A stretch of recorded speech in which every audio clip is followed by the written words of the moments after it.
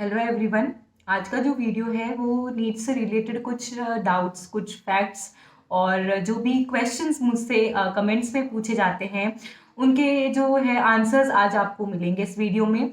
सबसे पहले बात करते हैं नीट के बारे में कि इसमें कंपटीशन कितना है।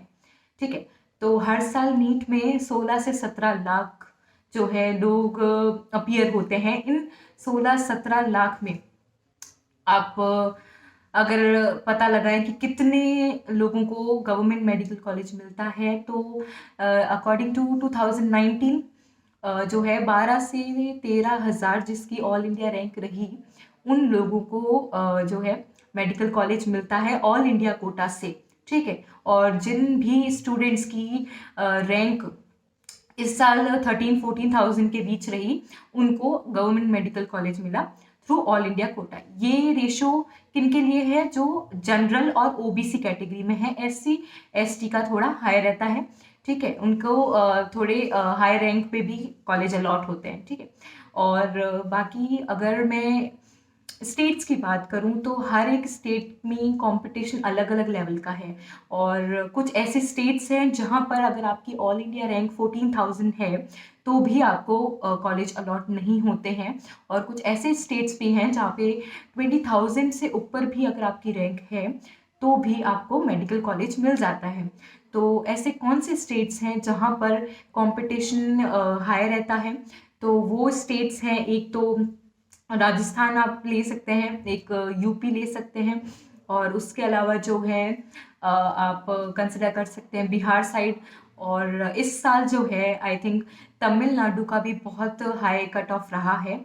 और यूजुअली ऐसा मतलब इस बार बहुत अच्छा परफॉर्म किया है, तो इस वजह से वहाँ पे भी कट ऑफ बहुत ज़्यादा रही है। ठीक है, तो ये चीज़ है। तो अगर आपको इन स्टेट में कॉलेज मिलता है तो बहुत ही डिफिकल्ट होता है यहाँ पे कॉलेज पाना। और बाकी दिल्ली के कॉलेजेस भी आप अच्छी रैंक चाहिए आपको अगर आप दिल्ली के कॉलेज में पढ़ना चाहते हैं, तो अगर आप ऑल इंडिया कोटा से लें। ठीक है, उसके अलावा कुछ और भी चीज़ें हैं जो आपको ध्यान रखनी है ना। जैसे अगर आप नीट प्रिपेयर करते हैं तो आपको बहुत सी जगह आपको ऐसे लगेगा कि ठीक है बहुत इजी एग्ज़ाम है, कर सकते हैं। तो ये अपने दिमाग से थोड़ा निकाल दीजिए, नीट बहुत इजी नहीं है। ठीक है, यहाँ पे अगर इतना इजी होता तो लोग 3 से 4 बार ड्रॉप नहीं करते हैं। अगर कोई भी चीज़ इजी होती है ना तो इतने ड्रॉपर्स नहीं मिलते। हर साल जो है रेशो बढ़ता है स्टूडेंट्स का जो अपीयर होते हैं वो। अ, अगर मैं अपनी बात करूं तो मैंने जब नीट का एग्ज़ाम देना शुरू किया था उस साल जो है जो मेरा फर्स्ट अटेम्प्ट था, उस साल अराउंड 12 लाख स्टूडेंट जो हैं वो नीट में अपीयर हुए थे। और जब मेरा फाइनली सिलेक्शन हुआ तो 16 to 17 लाख के बीच में ये रेशो हो गया था। तो इतना डिफरेंस आ गया। ठीक है, इस बीच जो मैंने ड्रॉप किए ना उस बीच इतना डिफरेंस आ चुका है। तो ये चीज़ है आपको अपना जब मैंने स्टार्ट किया था तो जो कट ऑफ थी वो 550 560 ऐसी रहती थी। और इस बार जो है 600 पे भी सिलेक्शन नहीं हुए हैं। तो इजी नहीं है, आप इसको इजी बिल्कुल भी कंसिडर नहीं कर सकते। ठीक है, और अपने माइंड को पूरी तरह प्रिपेयर कर दो। आपको नीट क्लियर करना है तो हो सकता है कि आपसे 1 बार में ना हो, 2 बार में ना हो, 3 बार में ना हो। अगर डॉक्टर बनने का है तो ड्रॉप करिए, और नहीं बनना है ना तो पहली बार ही सोच लेना, अदरवाइज ड्रॉप मत करना। अगर डॉक्टर नहीं बनना है, पैशन है बनने का, तो ही ड्रॉप करना। अदरवाइज अपना टाइम वेस्ट करने से कोई मतलब नहीं है। पैशन नहीं हो, वेट नहीं कर सकता है। मैंने ड्रॉप किए थे। ठीक है, मैंने जो है 3 ड्रॉप लिए हैं, मेरा 3 ड्रॉप में हुआ है। और ट्रस्ट मी, मैंने आज तक किसी भी मोटिवेशनल वीडियो को नहीं देखा है, क्योंकि जो इनर मोटिवेशन होता है ना वही की होता है। ठीक है, वही आपका हेल्प करेगा, इनर मोटिवेशन ही आपकी हेल्प करेगा। कोई मोटिवेशन यूट्यूब पे जितने वो मोटिवेशनल वीडियोस चलते हैं ना, उनका कोई सेंस नहीं बनता है। क्यों? क्योंकि जब तक आपको कोई चीज़ खुद से नहीं चाहिए तो आप कैसे उसके लिए एफर्ट कर पाओगे? आपने अपने आप को कभी उस लायक उस प्रोफेशन के में इमेजिन ही नहीं किया है। आपने क्यों किया कि बायो में अच्छे मार्क्स आ गए, 10th में बायो में बहुत अच्छे मार्क्स थे तो ठीक है डॉक्टर बन जाते हैं। तो आप अगर आपका रीज़न ये है तो आप कैसे इसमें सक्सीड करोगे? और अगर आप इंटेलिजेंट भी हो तब भी ज़रूरी नहीं है कि आप इसमें अच्छा ही परफॉर्म करें। मैं अपना केस लेती हूँ। मेरे जो है हमेशा से एकेडमिक स्कोर मेरा बहुत अच्छा रहा था, ठीक है? और मेरे 12th में जो है 88.80 परसेंटेज आई थी, ठीक है? तो उस अकॉर्डिंग मैं एवरेज तो नहीं कह सकते, अबव एवरेज स्टूडेंट मैं हमेशा थी, बट स्टिल मुझे इतना टाइम लगा। क्यों? क्योंकि सब इतने इंटेलिजेंट नहीं होते हैं, ठीक है? सब में उतनी कैपेबिलिटी नहीं है। किसी को कोई चीज़ बहुत ईज़िली समझ में आती है, किसी को नहीं आती। तो इसमें आपको बुरा मानने की ज़रूरत नहीं। अगर आपने किसी चीज़ के लिए सोचा है ना कि मुझे वो करना है, तो करो ना। आपको 1 ड्रॉप लग रहा है, 2 ड्रॉप लग रहा है, 3 ड्रॉप लग रहा है, क्या फ़र्क पड़ता है ड्रॉप से? एक क्वेश्चन मुझे किसी कमेंट में किसी ने बोला था कि कॉलेज जाते हैं तो क्या पता ड्रॉपर है तो हमें अलग से फ़ील करवाते होंगे। तो करवाने दो ना, क्या फ़र्क पड़ता है? तुमको फ़ील लो होता है? क्यों होता है? अगर लो फील हो भी रहा है तो क्यों हो रहा है लो फील? क्या तुमने एफर्ट्स नहीं किए थे इस साल? क्या तुमने 3 साल एफर्ट नहीं किए? किए है ना। फाइनली क्या मैटर करता है? आप भी डॉक्टर बन रहे हो, वो भी डॉक्टर बन रहा है, ठीक है? आप लेट बन रहे हो तो क्या फर्क पड़ गया, आप लेट बनते हो तो? आपके लिए ये मैटर करना चाहिए कि आपके सपने पूरे हो रहे हैं नहीं हो रहे हैं, ठीक है? लेट हो जल्दी हो, किसी के जल्दी हो गए, किसी के लेट हो गए। मैं अपनी बात करूं, मेरे को क्या प्रॉब्लम होती थी?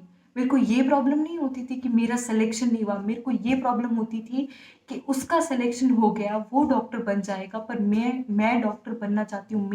मैं कब डॉक्टर बनूंगी? मेरे लिए ये मैटर करता था। मुझे कोई प्रॉब्लम नहीं थी कि किसी का सिलेक्शन हो रहा है नहीं हो रहा है। मुझे ये था कि मैं डॉक्टर बनना चाहती हूँ, मुझे डॉक्टर बनना है, ठीक है? इसीलिए मैं 3 साल मैंने दिए, ऐसे ही नहीं दिए थे। मेरे पास भी बहुत सारी ऐसी सिचुएशन थी जहाँ पे मैं चाहती तो अपनी जो है कुछ और फील्ड में जा सकती थी। मैं डेंटल ले सकती थी, मैं जो है आयुर्वेदिक में जा सकती थी, मैं और कुछ और फील्ड ट्राई कर सकती थी। मेरे पास ऑप्शन था फॉरेन से पढ़ने का, तो फिर भी मैंने वो नहीं किया। तो उसका रीज़न ये नहीं है कि कुछ कि मुझे वहाँ पे सही नहीं लगा। रीज़न ये था कि मैंने शुरू से ही अपने आप को क्या इमेजिन किया था कि मुझे कौन सी फील्ड में जाना है। तो मैं इतनी मेहनती हूँ तो मैं कॉम्प्रोमाइज़ क्यों करूँ? ठीक है, अगर आप हार्ड वर्किंग है, आप में डिटर्मिनेशन है, मोटिवेशन है, तो क्यों आप कॉम्प्रोमाइज़ करें? अपनी ड्रीम अचीव कीजिए ना। और प्लीज़ ये जो यूट्यूब वीडियोज़ में ये जो आते हैं ना कि 2 महीनों में, 3 महीनों में जो है आप पूरा नीट का स्कोर कम मतलब कंप्लीट कर दोगे, सिलेबस कंप्लीट कर देंगे, 650 प्लस ले आएंगे। कैसे भाई? हमने तो नहीं किया आज तक। नहीं, हमने तो 3 साल ऐसे ही बर्बाद कर दिए। नहीं, हमसे तो नहीं हो पाया। 3-3 साल हमने दिए हैं तो हमारा तो नहीं हो पाया। 3 साल में 3 महीने में कैसे कर देंगे भाई? हमें भी बता दो, हम भी कर लेते। पहले हमने भी नहीं देखा हो। देखे हैं मैंने ये वीडियोस, ठीक है? तो अभी हंसी आती है उनको देख के। तो थोड़ा अपना दिमाग लगाओ, कैसे पॉसिबल है? 16 लाख स्टूडेंट्स बैठते हैं, ठीक है? वो दिन रात लगते हैं, ट्रस्ट मी बहुत डिफरेंस आता है। मैंने जब अपने फर्स्ट ड्रॉप से जो लास्ट ड्रॉप था ना, उस बीच बहुत डिफरेंस क्रिएट किया है। और डिफरेंस किन चीज़ों में आया? पहला, माइंडसेट चेंज किया मैंने अपना, ठीक है? पहले जब फर्स्ट ड्रॉप था, डिटर्मिनेशन और मुझे शुरू से ही था, बट फर्स्ट और लास्ट ड्रॉप में डिफरेंस क्या है? जब मैंने फर्स्ट ड्रॉप किया था तब मुझे चीज़ें बहुत ईजी लगती थी, मुझे लगता था नीट क्लियर करना बहुत ईजी है, बट ऐसा नहीं है। जैसे जैसे मेरे मार्क्स आए ना, तब मुझे पता चला कि इतना भी ईजी नहीं है। हर बार कट ऑफ से 20 नंबर 30 नंबर का डिफरेंस जब आता है ना, तब आपको पता चलता है कि एक एक क्वेश्चन की, एक एक नेगेटिव की क्या वैल्यू होती है, ठीक है? तब आपको पता चलेगा कि हर एक नेगेटिव क्वेश्चन से आपका पूरा 1 साल कैसे वेस्ट होता है। तो ये बात आपको बहुत अपने दिमाग में फिट कर देनी है, ठीक है? सबसे पहले एटीट्यूड चेंज करो अपना। और दूसरा, पैशन नहीं है तो छोड़ दो, मत करना। ड्रॉप करने की नीड होगी, होगी ज़रूर होगी। फर्स्ट अटेम्प्ट में बहुत कम लोगों का होता है, और अगर होता है ना तो वो शुरू से ही बहुत ही उस तरह से ट्रेंड होते हैं। मुझे टाइम लग गया, ठीक है? होता है, ज़रूर होता है, बट अगर नहीं हुआ तो एटलीस्ट अगर आप में पैशन है करने का तो ड्रॉप करें, ज़रूर करें। तीसरा, पहले तो इजी लगा था, अब धीरे धीरे उसकी वैल्यू पता चलने लगी। फोर्थ, पहले जो है 5 से 6 घंटे एक जगह बैठ के निकालना मुश्किल होता था। लास्ट में जब 3 साल निकले ना, तो वो 5 से 6 का जब 12-14 घंटे होते थे ना, तब भी फील नहीं होता था हम लोगों को कि हम क्या कर रहे हैं, ठीक है? पूरा दिन निकल जाता था। ट्रस्ट मी, सुबह 5 बजे से 6 बजे उठती थी मैं, सुबह 6 बजे उठ के शाम को 6 बजे तक। मुझे ये फ़ील नहीं होता था इस बीच कि मेरे आस-पास क्या हो रहा है, ठीक है? तो वो पूरा जो ड्यूरेशन है ना, वो सिर्फ़ नीट प्रिपरेशन में जाता था, ठीक है? इस बीच बहुत ऐसे मौके आते थे, बहुत ऐसे फंक्शंस भी हुए फैमिली में कि नीड है, जाना पड़ेगा, बट कॉम्प्रोमाइज़ करना पड़ता है। आपके सपने पूरे करना है ना, तो कॉम्प्रोमाइज़ करना पड़ेगा, ठीक है? वहाँ पे आपको ये चीज़ें कॉम्प्रोमाइज़ करनी है। तो उसके अलावा क्या है, और क्या डिफ़रेंस आया? पहले जो है एक चीज़ और, डाउट्स पूछने में कभी भी शर्म मत करना। क्लास में जब टीचर का कहा समझ में नहीं आया, कई बार आपकी बेइज़्ज़ती मारेंगे वो, कि आप कोई क्वेश्चन पूछोगे और वो बोलेंगे बहुत ही सिली क्वेश्चन है, क्या क्वेश्चन पूछ रहे हो, या बहुत बेइज़्ज़ती मारेंगे। मेरी बहुत ही बेइज़्ज़ती करी थी, बहुत बेइज़्ज़ती करते थे, मैं बहुत ही सिली डाउट्स पूछती थी। बट क्या फ़र्क पड़ता है, वो हमारे टीचर है ना, आखिरकार तो हमें आंसर देंगे ही वो, ठीक है? और अगर वो ऐसा कह रहे हैं, दैट मीन्स वो आपको अपनी लेवल भी तो बता रहे हैं कि बाकी स्टूडेंट से आप नीचे हो। इसका मतलब आपको उस लेवल पे आना है, ठीक है? वो आपकी हेल्प ही कर रहे हैं, वो किसी भी तरह से आपको नीचा नहीं दिखा रहे हैं, वो आपके टीचर हैं, उनकी रिस्पेक्ट करना सीखें, ठीक है? उनसे कोई भी डाउट पूछने में कभी भी शर्म नहीं होनी चाहिए, चाहे कितना ही सिली डाउट हो। वो जो हँसते हैं ना क्लास में, उनमें से आधों लोगों को नहीं आता अगर पूछोगे जाके, ठीक है? और आधों को आता है तो वेरी गुड, पर तुम में तो अलग से, तुम्हारा पेपर तो नहीं दे के आएँगे ना वो नीट में, तो तुमको तो अलग से करना ही पड़ेगा। तो इसलिए अपने डाउट्स क्लियर करने में शर्म नहीं करना है, और फैंसी बुक्स के भी फैंसी बुक्स के पीछे नहीं पड़ना है कि ये बुक अच्छी है, उसने कह दिया तो कर लिया। अरे भाई, अपना दिमाग लगाओ, ठीक है? तुम्हारे पास कितना टाइम है, उसका ब्रेन कितना चल रहा है, तुम्हारा कितना चल रहा है। तुम्हें तो यूएसएस के क्वेश्चन सॉल्व नहीं हो रहे और तुम एचसीवी करने के लिए बैठ गए, तो ये चीज़ें तो तुम्हें ध्यान रखनी पड़ेगी ना। तुमसे यूएसएस सॉल्व नहीं हो रही है, तुम एचसीवी के पीछे भाग रहे हो, कैसे होगा भाई? फिर तुम कहते हो तुम नीट क्लियर करोगे, कैसे करोगे नीट क्लियर? तो अपनी लेवल समझो, स्टेप वाइज इम्प्रूव करो।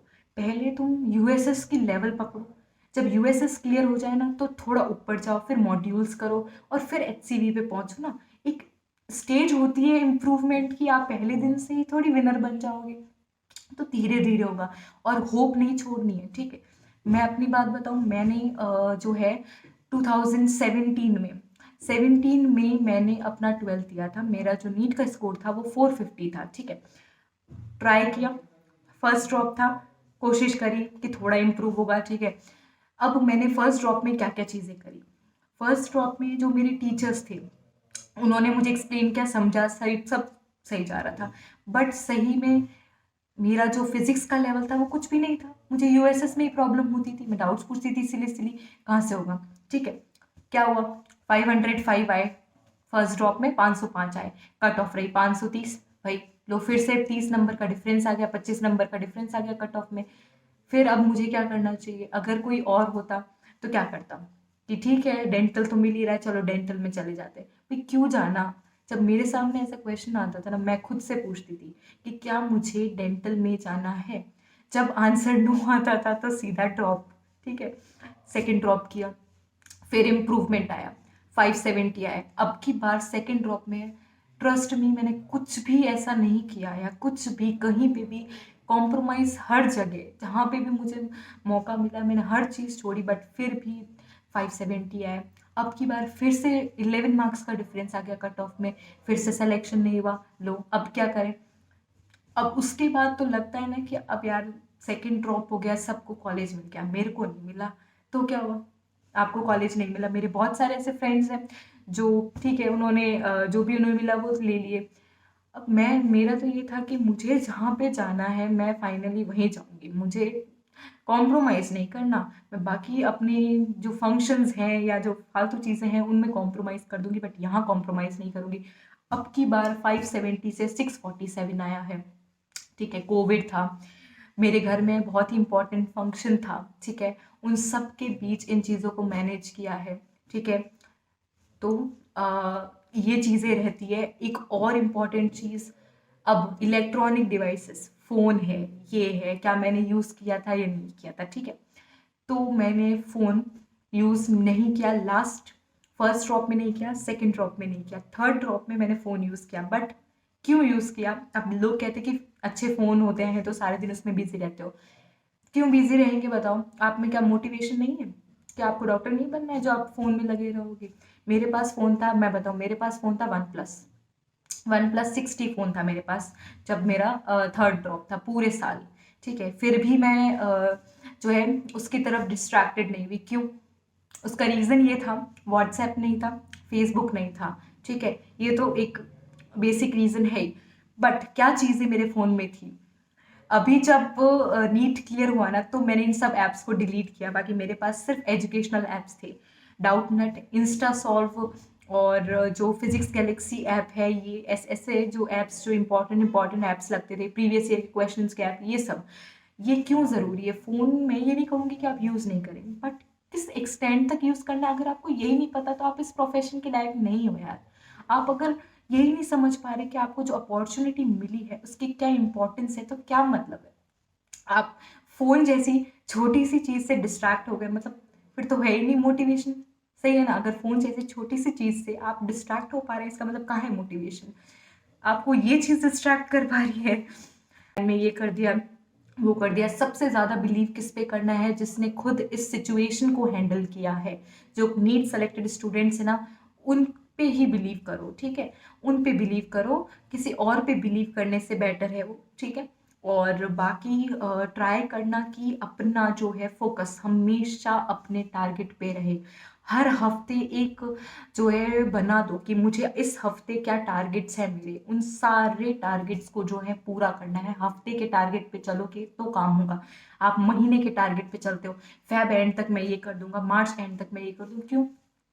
हफ्ते के टारगेट लोगे ना, छोटे छोटे टारगेट, तो पूरे होंगे। हफ्ते के टारगेट लो, दिन के टारगेट लो। दिन के टारगेट पूरा करना थोड़ा मुश्किल होता है, इसलिए मैं हफ्ते के टारगेट लेती थी कि इस हफ्ते मुझे 2 चैप्टर करने, 3 चैप्टर करने, ऐसे। ये तरीका है, ऐसे करोगे तो बनेगा। अपने एक्सपीरियंस से कह रही हूँ, लास्ट में मैंने क्या किया था मैं वो बता रही हूँ, और कौन सी मिस्टेक्स की थी वो भी। ओवर कॉन्फिडेंट नहीं होना है, कभी भी ओवर कॉन्फिडेंट नहीं होना है, और अंडर कॉन्फिडेंट तो बिल्कुल नहीं होना है। बहुत सारे ऐसे होंगे आपको जो बोलेंगे कि यार तू इतना भी स्कोर नहीं कर पा रहा है, आप इतना भी स्कोर नहीं कर पा रहे हो, तो कैसे करोगे आप? ठीक है, कि मेरे तो 550 भी नहीं आ रहे हैं, मैं तो इतना भी नहीं कर पा रही हूँ, आगे मैं कैसे करूँ? तो भाई 550 अभी नहीं आ रहे हैं ना, कोई बात नहीं, तो एफर्ट करना छोड़ दो कि 550 नहीं, 550 आ रहे तो एफर्ट करना छोड़ दो। क्या पता तुम्हारे टाइम पे कट ऑफ इतनी हाई जाए। इस बार तो हाई गई कट ऑफ, ठीक है, पेपर ही इतना हार्ड आ गया कि 550 मार्क्स पे तो बहुत ही अच्छा कॉलेज मिल रहा है, ऐसा सपोज ऐसा हो गया, तो फिर 550 कम है। तो तुमको तो बाकियों से compete करना है ना, तो 550 कम नहीं है।